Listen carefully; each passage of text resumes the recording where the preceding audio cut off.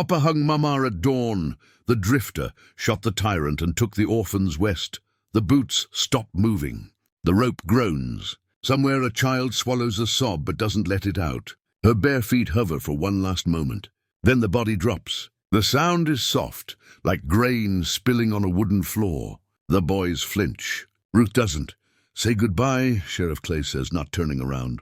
"You won't be burying her." That lands county now. Behind him the townsfolk watch through the glass and the curtain. Not a single door opens. Not a single prayer whispered. She confessed. To witchcraft. Clay's voice carries clean through the empty yard. Said she cursed the calves, poisoned the river, whispered to the dead.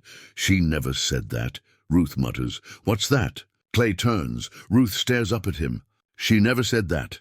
Clay steps off the platform slowly. "Don't matter." Words were written. Papers signed.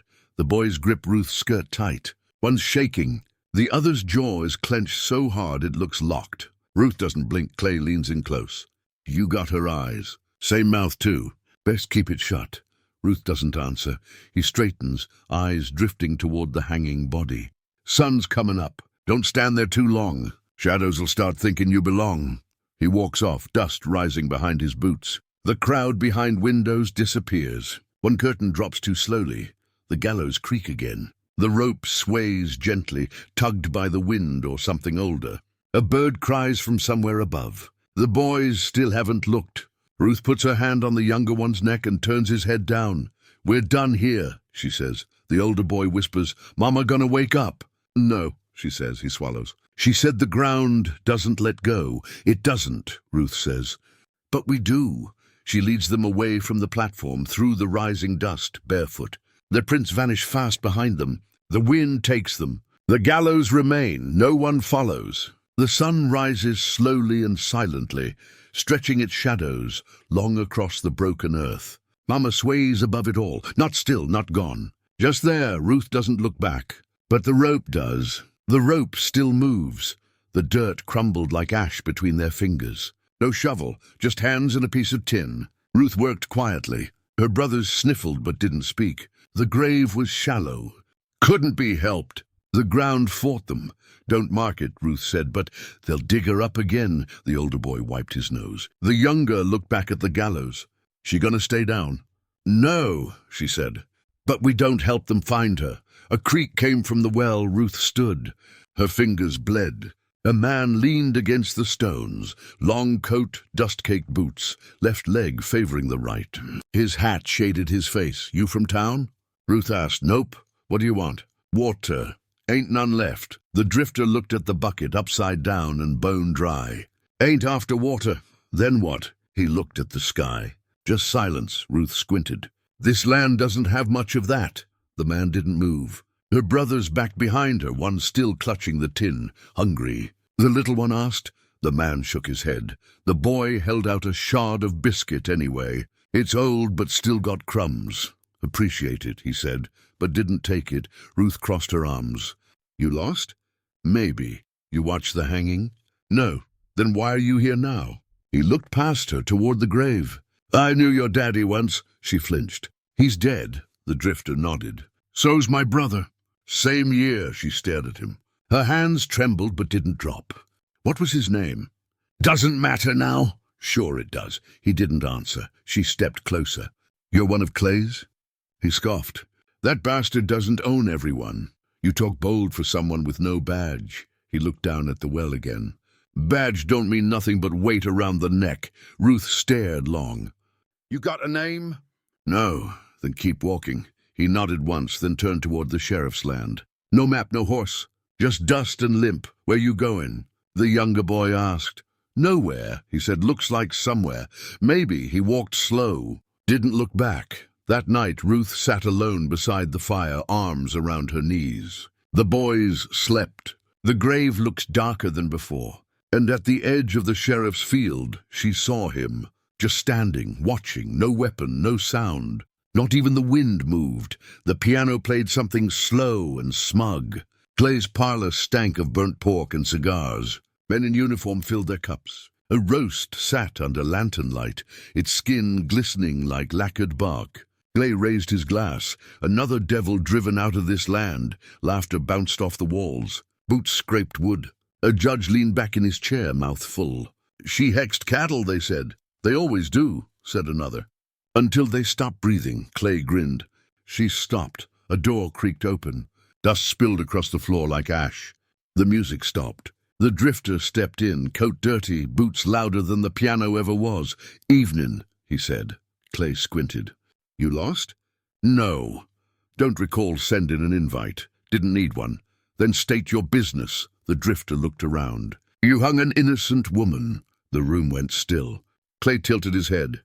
You come here just to say that? Yeah, Clay sipped slowly. Well, takes guts. The drifter shrugged. Not really. Just a backbone. You look like you're fresh out of both. I ain't. Clay set his glass down. She confessed. She didn't. Clay nodded at two men. They stepped forward. Big hands. Broad shoulders. The drifter didn't flinch. Go ahead. You want a scene? Clay asked. You already made one. The men grabbed him. One landed a punch to the gut. The drifter bent but stayed up. The second hit cracked a tooth. Blood filled his mouth. Clay walked close. You keep pushing, I'll put you next to her. The drifter looked up. You're running out of rope, Clay smiled. Then I'll use wire. They dragged him out the front door. Tossed him down the steps. He hit the dirt hard. Spit blood. Laughed anyway. Something funny? Yeah, the drifter said. Your time's up. Just ain't told you yet. The door slammed. Inside, the piano started again. Out by the trees, Ruth stepped out from the dark. You're stupid, she said. Yeah, he replied. You could have died, maybe next time. She stared at his busted mouth. Why'd you do it? Because someone should have. Ruth didn't speak. Just knelt beside him, handed him a rag. He wiped his face. You got a name yet? She asked. No, she stood. I don't care. As long as you don't run, I won't. She turned toward the woods. He followed. From the second-story window, Clay watched them disappear into the dark. He lit a cigar, but his hand shook. Just a little. The piano kept playing, off-key. The house was mostly bones. Walls blackened. The roof caved. Wind crawled through every crack like it knew the place. Ruth stepped over the threshold first. This was yours? The drifter asked. Still is. They moved past broken chairs, burned blankets, and a cradle full of ash. Ruth knelt near the chimney, pulled loose a brick, then another. The smoke smell still lingered. Help me, she said. He reached in. Pulled out a rusted tin box, half melted. She opened it slowly. Inside, letters. Some singed, some folded tight. She handed him one. He squinted. Who's writing? Hers, Ruth read aloud, voice low. He came for me again. Said I owed him my name, my body, my silence. But I still wear James's ring. Even if it burns, James was your father? Yeah, she mentioned Clay. Ruth nodded. Every page. The drifter read one slowly. James went missing 2 weeks after the wedding. Body never found. She knew he was gone. Just not where. She thought Clay killed him. She knew he did. He read another. He locked her in the cellar for speaking out. Said she'd be next if she opened her mouth. She never loved him, Ruth whispered. Not once. The drifter paused, pulled one more letter, and blinked at the signature. What? He held it out. That's my brother's name, Eli. He signed this. Why would he? He read it. I tried.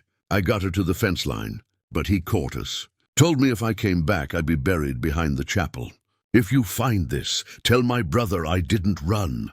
The wind pushed through the chimney hard. The fire pit crackled even though nothing was lit. He helped her? Ruth asked.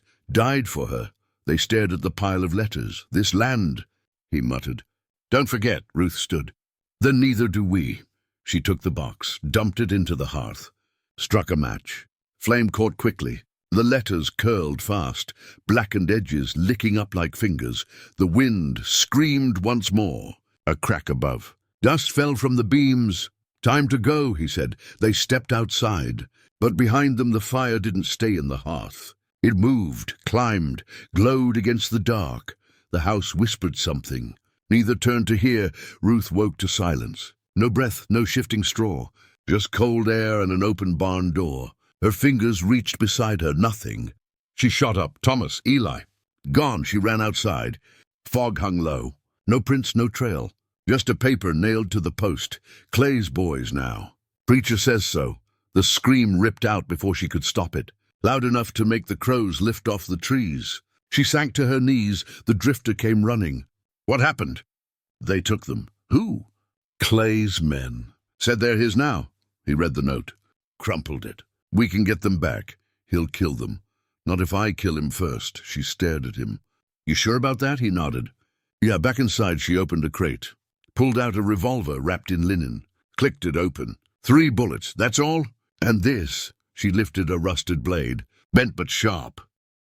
He laid out a wrinkled cloth, sketched Clay's estate. Main house here. Holding cellar underneath. You been inside? Yeah, once. Why? Doesn't matter. Ruth traced a path with her finger. We go in through the north wall. There's a window. I remember. You think they're alive? I'll know when I see their eyes. A horse whinnied outside. An old farmer stepped down from his wagon, hands raised. Didn't mean to startle, he said. I heard the scream. Ruth said nothing. He looked at her. She fed my wife when we had no bread last spring. Saved her life, the drifter stepped forward. You here to help? 2 horses out back? Not strong, but they'll run. We can't pay. Don't want money. Ruth looked him in the eye. What do you want? Justice. He left the reins and walked off without another word. They saddled up. In the barn, Ruth loaded the revolver slow. Her hands didn't shake. First time? The drifter asked. No. He rolled up the cloth map. You ready? You? He nodded. They stood in the barn doorway.